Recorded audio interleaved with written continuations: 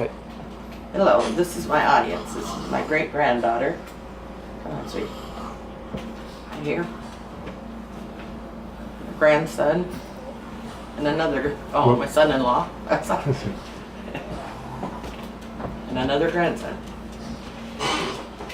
When I was young, we lived in Brookings, Oregon. It was a very small town next to the ocean and right on the California border.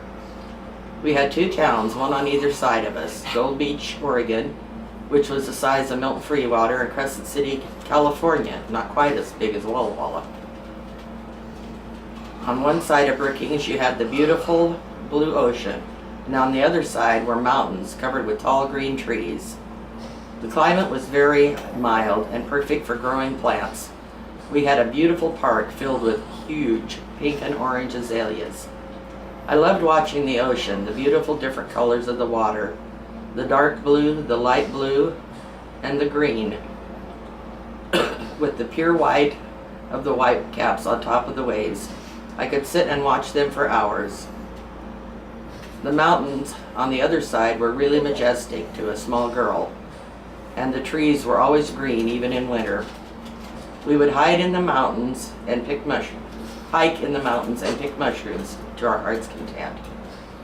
We had some tremendous storms, probably from being so close to the ocean.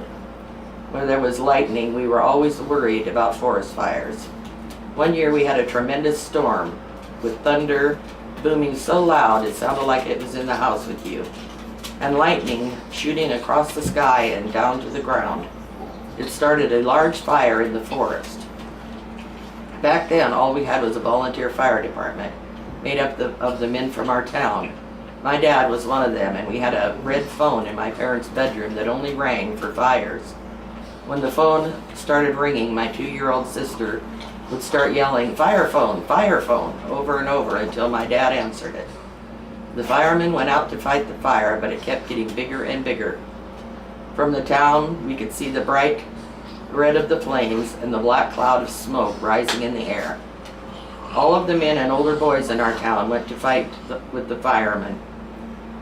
Both towns around us sent men also. All of the men fighting the fire couldn't get it under control. No matter what they did, there just wasn't enough of them. The police put up roadblocks, and if a car had any able-bodied men in it, they were sent to fight the fire, and the women and children were sent to our high school. The stores in town donated food, drinks, blankets, pillows, towels, and anything else they needed. The women and girls in town went to the school and made coffee and sandwiches for the families and the firefighters. When the men got relieved, they would come to the school to get something to eat and drink and see their families. They were covered with dirt and ash and smelled like smoke from a campfire, and all of them were so exhausted they could barely stand. They didn't bother to try and get clean. They just ate what they were given, kissed their loved ones, and headed back to the fire.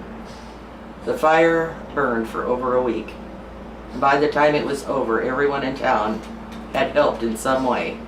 The men fought the fire, the women and older girls cooked for the men and women, the younger girls babysat for the small children, and the younger boys ran errands for whoever needed them. The men and women who were taken from their cars made friends with the men and women in our town and kept in touch for many years. I know that I was very glad when it was over and no one had been hurt and my dad could come home.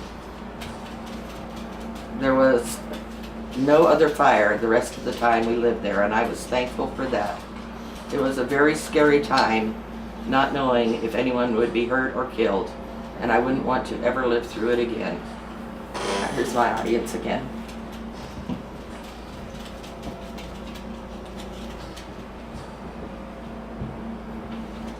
You can stay there. Thank you.